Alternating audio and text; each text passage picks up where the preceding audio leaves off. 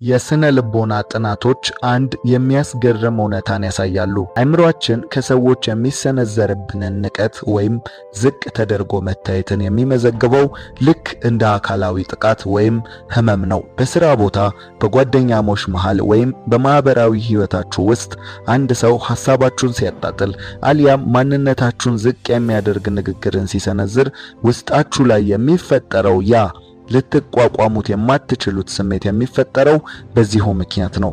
ሰው ሁሉ ሁለት ነገሮችን አጥብቆ ይፈልጋል፣ መከበርንና መወደድን ይላል ዳል ካርኔጌ።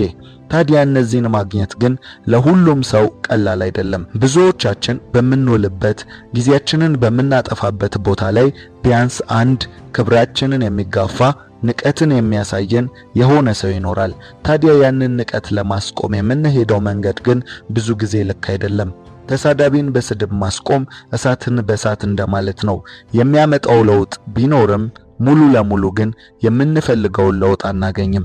ታዲያ ግን በስነ ልቦናው ዓለም ከፍተኛ ጥናት ከተደረጉባቸው ነገሮች አንዱ የሰው ልጅ ንቀትን እንዴት መቆጣጠር ይችላል የሚለው ነው። ታዲያ በተደረገው ጥናት መሰረት መፍትሄው ሁልጊዜም ከውስጥ እንጂ ከውጪ ሊመጣ እንደማይችል ታምኖበታል። በአጭሩ የሰው ልጅ ንቀትን አለማስተናገድ አይችልም። ነገር ግን ንቀትን እንዴት መቆጣጠር እንዳለበት የሚያውቅ ሰው ሁልጊዜም አሸናፊ ነው። ስለዚህ በዛሬው ቪዲዮ በስነ ልቦናው ዓለም ላይ ንቀትን ለመቆጣጠርና ራስን ለማስከበር ይረዳሉ የተባሉትን 7 ዘዴዎች አቀርብላችኋለሁ። መልካም ልብ ካላችሁ ቪዲዮውን ላይክ በማድረግ ይጀምሩ። ለዚህ የቁም ነገር ቻናል አዲስ ከሆናችሁ ሰብስክራይብ በማድረግ ቤተሰባችን ይሁኑ።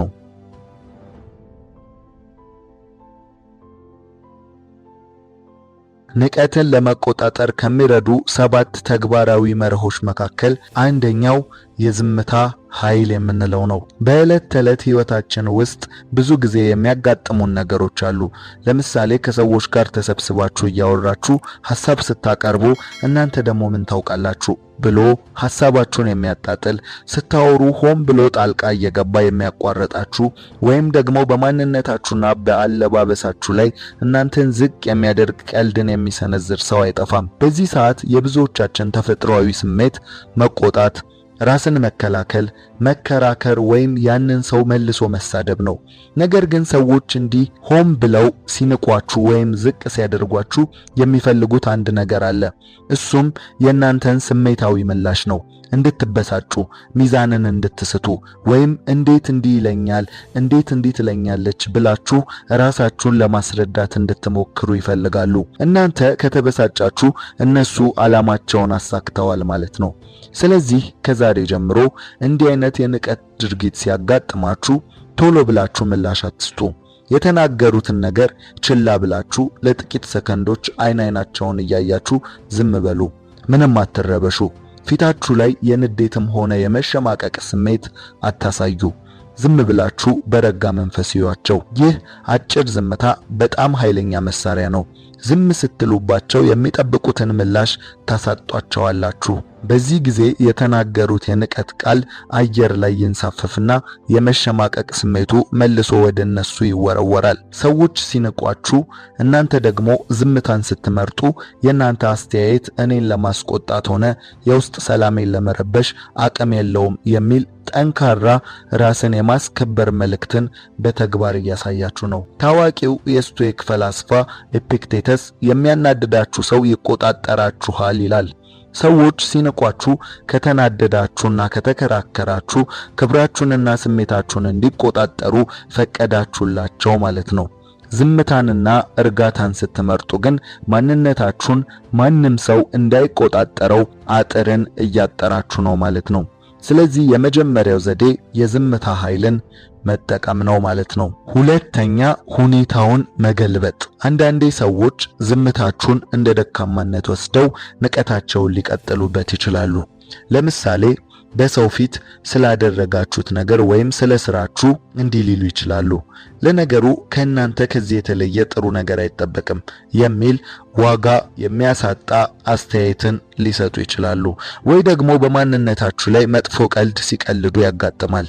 በዚህ ጊዜ ስሜታዊ ሳትሆኑ የሰነዘሩትን የንቀት ቃል እንደ አንድ ያልገባችሁ ነገር ውሰዱት። አይናቸውን በደንብ እያያችሁ በረጋ መንፈስ ይህን ስትናገሩ ምን ማለታችሁ ነው? ወይም ይህንን እንድትል ያደረገህ ዋና ምክንያት ምንድነው? እስኪ በደንብ አብራራልኝ ብላችሁ ጠይቋቸው። ሰዎች በደመ ነፍስ ሌላውን ለማሳነስ ሲሉ መጥፎ ነገርን ሲናገሩ የእናንተን መረበሽና መሸማቀቅን የሚጠብቁት። ነገር ግን እናንተ ተረጋግታችሁ የተናገሩትን ነገር እንዲያብራሩ ስታስገድዷቸው ጫናውና ሀፍረቱን ሙሉ በሙሉ ወደ እነሱ ታደርጉታላችሁ። ታዋቂው የሥነ ልቦና ባለሙያ ካርል ጁንግ እንደሚያስረዳው የሰዎች መጥፎና አዋራጅ ባህሪ አብዛኛውን ጊዜ የራሳቸው የውስጥ ጭንቀትና የበታችነት ስሜት ነጸብራቅ ነው ይላል። ስለዚህ ተረጋግታችሁ ጥያቄን ስታቀርቡላቸው ያንን የተደበቀ የውስጥ ክፍተታቸውን አደባባይ ታወጡታላችሁ። ብዙውን ጊዜ ሰዎች እንዲህ አይነት ጥያቄ ሲቀርብላቸው ቃላቸውን ለመሰብሰብ ይቸገራሉ፣ ይንተባተባሉ፣ ወይ ደግሞ ነገሩን ለማለዘብ አረ ቀልዴን እኮ ነው ለምን ትከፋለህ ብለው ለማለፍ ይሞክራሉ። በዚህ ሰዓት እሺ ቀልዱ የቱ ጋር ነው የሚያስቀው? እኔ አልገባኝም፣ እስኪ አብራራልኝ ብላችሁ መልሱላቸው። ይህንን መልሳችሁ ስትጠይቁ ንቀታቸውን ሙሉ በሙሉ ወደ መሸማቀቅ ይቀየራል። የራሳቸው ቃል መልሶ ራሳቸውን ያሳፍራቸዋል። እናንተም ክብራችሁን ሳታስነኩ እና ራሳችሁን ሳታዋርዱ የነሱን ንቀት ግን ወደ ራሳቸው ትገለብጡታላችሁ ማለት ነው። ስለዚህ ሁለተኛው ዘዴ ሁኔታውን በዚህ መልኩ መገልበጥ ነው፣ ጥያቄ በመጠየቅ ማለት ነው። ሶስተኛ የሰዎችን አስተያየት እንደ ፍጹም እውነት አለመቀበል። በህይወታችሁ ውስጥ አዲስ ነገር ስትሞክሩ፣ ስራ ስትጀምሩ ወይም ህልማችሁን ስትከተሉ ይሄ እኮ አይሳካላችሁም፣ ከናንተ ይሄ አይጠበቅም ወይም አቅሙ የላችሁም ብለው አሳንሰው የሚነግሯችሁ ሰዎች ያጋጥሟችኋል። በዚህ ጊዜ አብዛኞቻችን የምንሰራው ትልቁ ስህተት የነሱ አስተያየትን እንደ ፍጹም እውነት ወስደን ራሳችንን መጠራጠር መጀመራችን ነው። እውነትም እኔ ደካማ ነኝ እንዴ? እውነትም አልችልም እንዴ? ብለን የነሱን ንቀት የራሳችንን ማንነት አድርገን እንቀበለዋለን። ነገር ግን እዚህ ጋር ልትገነዘቡት የሚገባው አንድ ትልቅ ምስጢር አለ። የሰዎች አስተያየት ጊዜያዊ እንጂ ዘላቂ ሀቅ አይደለም። አንድ ሰው ናቃችሁ ማለት እናንተ የሚያስንቅ ማንነት አላችሁ ማለት አይደለም። የነሱ ንቀትና ዝቅ አድርጎ ማየት የሚገልጸው የራሳቸውን የአስተሳሰብ አድማስና ውስንነት እንጂ የእናንተን እውነተኛ አቅም አይደለም። የምንሰማው ነገር ሁሉ የሰዎች አስተያየት እንጂ ሀቅ አይደለም። የምናየውም ነገር ሁሉ የሰዎች እይታ እንጂ ፍጹም እውነት አይደለም። ስለዚህ ሰዎች በራሳቸው የጠበበ መነጽር ስላዩአችሁ ብቻ ያንን የተንሻፈፈ ምስል የእናንተ ትክክለኛ ማንነት አድርጋችሁ አትቀበሉ። ይህን ስንል ሁሉም አስተያየት እንደዚህ ነው ግን እያልን አይደለም። አስተያየቱን እውነትነትና ትክክልነት የምንመዝነው እኛው ራሳችን ነን። ነገር ግን ሁሉም አስተያየት፣ ሁሉም ለእናንተ ጥቅም የሚመስል የተሰጡ ወይም የተሰነዘሩ ሐሳቦች ሁሉ ትክክለኛ ናቸው ማለት ግን አይደለም። ከዚህ በኋላ ሰዎች አቅማችሁን አሳንሰው ሲያዩአችሁ፣ ሲንቋችሁ ይህ የነሱ አስተያየት ነው እንጂ የኔ እውነት አይደለም ብላችሁ በውስጣችሁ ንገሩ። ዛሬ ላይ ሆነው የሚሰጧችሁ አስተያየት ነገ ጠንክራችሁ በምትሰሩት ስራና በምታመጡት ለውጥ በቀላሉ የሚቀየር ነገር እንደሆነ በደንብ ተገንዘቡ። ራሳችሁን በሰዎች ጊዜያዊ ሚዛን ላይ ማስቀመጥ ስታቆሙ፣ ማንነታችሁን ለራሳችሁ ስታስከብሩ፣ የሰዎች ንቀት በእናንተ ላይ ምንም አይነት ጫና መፍጠር ያቆማል ማለት ነው። አራተኛ ድንበርን ማበጀት። በስራ ቦታ፣ በጓደኛሞች መሃል ወይም በማህበራዊ ስብስቦች ውስጥ አንዳንዴ ቀልድ ነው በሚል ሽፋን ማንነታችሁን የሚነካ የሚያንኳስስ ወይም ዝቅ የሚያደርግ ንግግርን የሚያዘወትሩ ሰዎች አሉ። ምናልባት ደግነታችሁንና ትዕግስታችሁን እንደ ሞኝነት ቆጥረውት ወይም የፈለጉትን ቢናገሯችሁ እንደማትቀየሙ አስበው ድንበርን ያልፋሉ። በዚህ ሰዓት ብዙዎቻችን የምንሰራው ስህተት ሰዎቹን ላለማስቀየም ወይም ነገሩ እንዳይካረር ብለን አብረን እንስቃለን፣ ወይም እኛ ከልባችን እያዘንን ነገር ግን ምንም እንዳልተፈጠረ ለማለፍ እንሞክራለን። ግን ይህ ትልቁ ስህተት ነው። ራሱን የሚያስከብር ሰው ሰዎች እንደፈለጉ እንዲጫወቱበትና ክብሩን እንዲነኩ አይፈቅድም። ከሰዎች ጋር ያላችሁ ግንኙነት ጤናማ እንዲሆን የማይታለፍ ቀይ መስመር ሊኖራችሁ ይገባል። አንድ ሰው ከመጠን ካለፈና በተደጋጋሚ ንቀቱን የሚያሳይ ከሆነ ምንም ሳትሳደቡ፣ ድምጻችሁን ከፍ ሳታደርጉ፣ ነገር ግን በቆራጥነት ልታስቆሙት ይገባል። አይን አይኑን እያያችሁ በዚህ መንገድ እንድታናግረኝ አልፈልግም፣ ይህ ቀልድህ ለኔ አይመቸኝም፣ ስለዚህ እዚህ ላይ እናቁም ወይም እንደዚህ አይነት ቃላቶች በኔ ላይ እንድትጠቀም አልፈቅድልህም ብላችሁ በግልጽ ነገሩት። ነገሩን ሳታድበሰብሱ ፊት ለፊት መጋፈጥን ልመዱ። በስነ ልቦናው ዓለም አንድ የታወቀና ሁልጊዜም የሚሰራው እውነት አለ።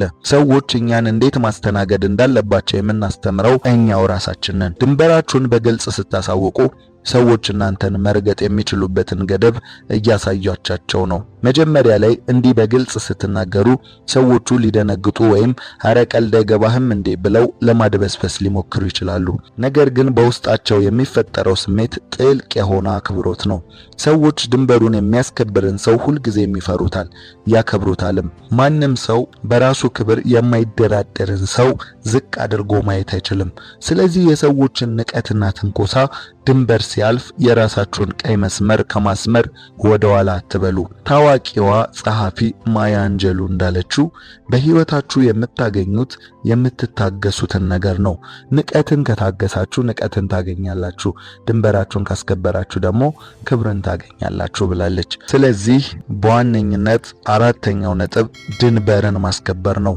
አምስተኛ የአካል ቋንቋንና ውጫዊ ገጽታን ማስተካከል ነው። በህይወታችሁ ሰዎች ሲንቋችሁ፣ ሲያፌዙባችሁ ወይም ዝቅ የሚያደርግ ቃልን ሲወረውሩባችሁ ሳታስቡት በደመ ነፍስ ሰውነታችሁ ላይ የሚታይ አካላዊ ለውጥ አለ። አብዛኛው ጊዜ አንገታችሁን ትደፋላችሁ፣ ትከሻችሁን ትጥላላችሁ፣ ትሸማቀቃላችሁ ወይም አይን ለአይን መተያየትን ትሸሻላችሁ። ይህ ደግሞ ለሚነቋችሁ ሰዎች ትልቅ ድል ነው። ምክንያቱም የእናንተን አካላዊ መሸማቀቅ አዎ ልክ ናችሁ፣ እኔ ደካማ ነኝ የሚል ድምፅ አልባ ማረጋገጫን ይሰጣቸዋል። ነገር ግን ራስን ማክበርና ማስከበር የሚጀምረው በንግግር ብቻ ሳይሆን በሰውነት ቋንቋም ጭምር ነው። ሰዎች በተለያየ መንገድ ዝቅ ሊያደርጓችሁ ሲሞክሩ በጭራሽ አትሸማቀቁ። በምትኩ የአካል ቋንቋችሁን ወይም ቦዲ ላንጉጅን ሙሉ በሙሉ ቀይሩት። አቋማችሁን ቀጥ አድርጉ። ትከሻችሁን ወደ ኋላ አድርጋችሁ በልበ ሙሉነት ቁሙ። እንዲሁም ሲያወሯችሁ አይናቸውን በድፍረት እዩ። ከዚህ በተጨማሪ ለራሳችሁ ክብር ስትሉ ሁልጊዜም ንጹህና ለእናንተ የሚስማማችሁን አለባበስ ተጠቀሙ። ራስን መጠበቅና አቋምን ማሳመር ለሰዎች እኔ ለራሴ ትልቅ ግምት አለኝ የሚል ከባድ መልእክትን ያስተላልፋል። በዘመናዊው የስነ ልቦና ጥናት ውስጥ የተረጋገጠ አንድ አስገራሚ እውነት አለ። አእምሮአችን ሰውነታችንን እንደሚያዘው ሁሉ ሰውነታችንም አእምሮአችንን መልሶ ማዘዝ ይችላል። በተሸማቀቀና አንገቱን በደፋ የአካል አቋም ውስጥ ሆኖ በራስ መተማመንንና ጥንካሬን ማሰብ አይቻልም። አቋማችሁን ቀጥ አድርጋችሁ ራሳችሁን ከፍ አድርጋችሁ ስትራመዱ ግን በውስጣችሁ ያለው ፍርሃት እና የበታችነት ስሜት ወዲያውኑ ይራገፋል። አእምሮአችሁም የጥንካሬ ሆርሞኖችን ያመነጫል። በተግባራዊው ዓለም ማንም ሰው ቀጥ ብሎ የሚራመድን ራሱን የጠበቀንና አይን ለአይን በድፍረት የሚተያየን ሰው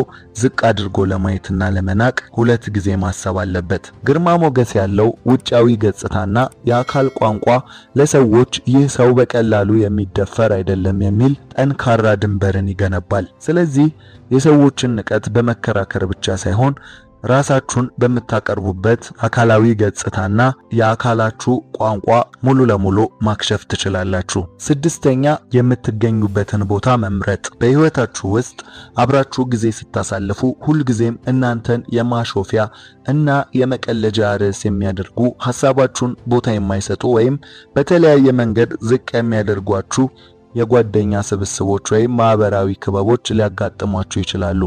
ብዙ ሰዎች እንዲህ አይነት ተደጋጋሚ ንቀት በሚበዛበት አካባቢ ውስጥ ሆነው ትልቁን ስህተት ይሰራሉ። እሱም ምንድነው? ምናልባት አንድ ቀን ዋጋዬን ይረዱታል ብለው ተስፋ በማድረግ እዛው መቆየት ነው። ወይም ደግሞ ራሳቸውን ለማስወደድና ክብርን ለማግኘት እዛው አካባቢ መታገል ነው። ነገር ግን ክብር በሌለበት ቦታ ላይ ክብርን ለማግኘት መታገል ከንቱ ልፋት ነው። ትልቁ የራስን ማስከበር ህግ ዋጋችሁ በማይታወቅበትና ክብርን በማይሰጧችሁ ቦታ ላይ ላለመገኘት መወሰን ነው። ሰዎች ድንበራችሁን ነግራችኋቸው በተደጋጋሚ የሚጥሱት ከሆነ ከነሱ ጋር መጨቃጨቅና ራሳችሁን ለማስረዳት መሞከር አቁሙ። ከዚህ ይልቅ ልትሰጧቸው የሚገባው ትልቁና አቅም የሚያሳጣቸው ቅጣት መገኘታችሁን መንፈግ ነው። ከሚሰበሰቡበት ቦታ ቀስ ብላችሁ እግራችሁን አውጡ። ሁልጊዜም አብራቻቸው ከመዋል ተቆጠቡ። ጊዜያችሁንና ትኩረታችሁን ሙሉ በሙሉ ንፈጓቸው፣ ከህይወታችሁም አረቋቸው። አንድ በጣም የታወቀ የህይወት መርህ አለ።